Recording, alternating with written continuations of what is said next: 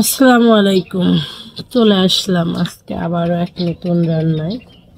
যে লাউ শাক দিয়ে রান্না হবে। লাউ শাকটা বেছে নিচ্ছি আমি। এই লাউ শাক দিয়ে রান্না হবে মাছের সাথে এই লাউ শাক আমি দিব। সুন্দর করে বেছে নিচ্ছি। নতুন গাছের নতুন লাউ পাতা আসলে খুব মজাদার। আমি জানি না কোনো কোনো অঞ্চলে লাউ শাক খায় না, কিন্তু আমার জন্মগতভাবে জন্মের পর থেকেই বুঝে আসছে, যখন থেকে দেখি আমার দেশে লাউ শাক হয়। আর এই লাউ শাক সুন্দর করে সকল শাকের সাথে মিশ দিয়ে খায়, আবার এটাকে আমরা মাছের সাথে খাই। আসলে খুব ভালো একটা মজার ব্যাপার। আমার যা কি যে লাউ পাতা দিল রে, আর কি যে লাউ পাতা ছিল রে, দেখ একটু কইছে দেখি বুড়ো বুড়ো ছিঁড়ে ফেলাইছে। তো যাই হোক, নতুন লাউ পাতা দিয়ে রান্না করলে আসলে মজা লাগবে।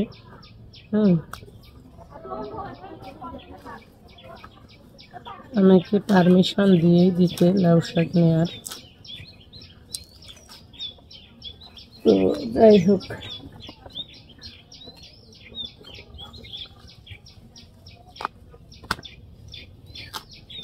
এই লাউ পাতা দিয়েই আমি রান্না করবো মূলত শাকটা। একটু তেল বেশি লাগবে, সামান্য বুড়ো বুড়ো হয়ে গেছে, দেওয়া যাবে না। গুঁড়ো পাতা আসলে গুঁড়ো পাতা নয়, অবহেলা করে যাবে, ও সিদ্ধ হয়ে যাবে।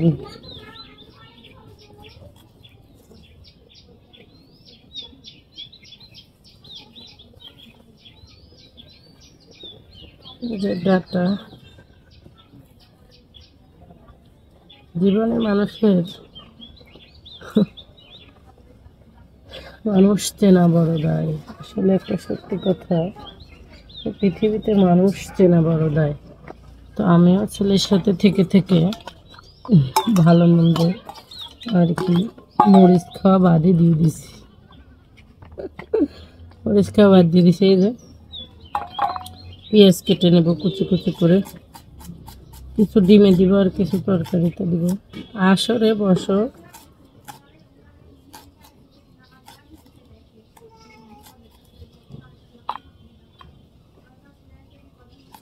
বটিটা সুন্দর ধার নাই, কাটতেছে না।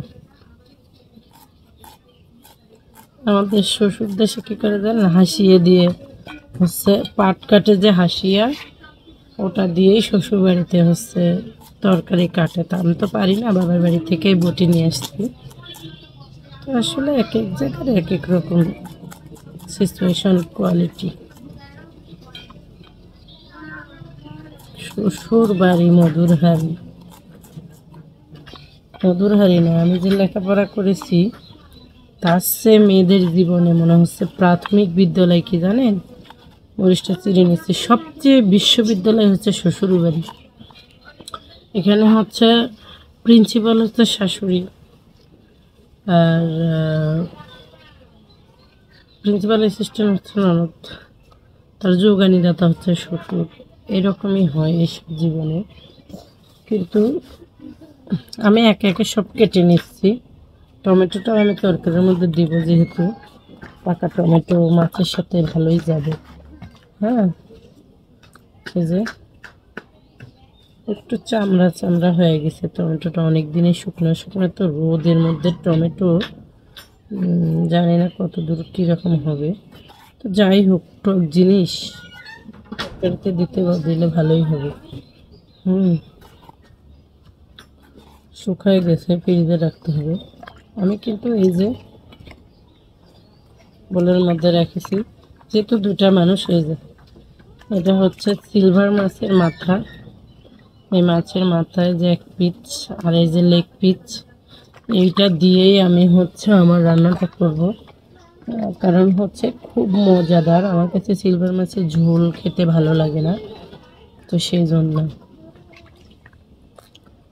জন্য হচ্ছে আলু কুচি করে দিয়ে লাউ শাকের পাতা দিয়ে মাখায়ে চটকে রান্না করব। আসলে সবার তো আর একরকম রান্না হয় না।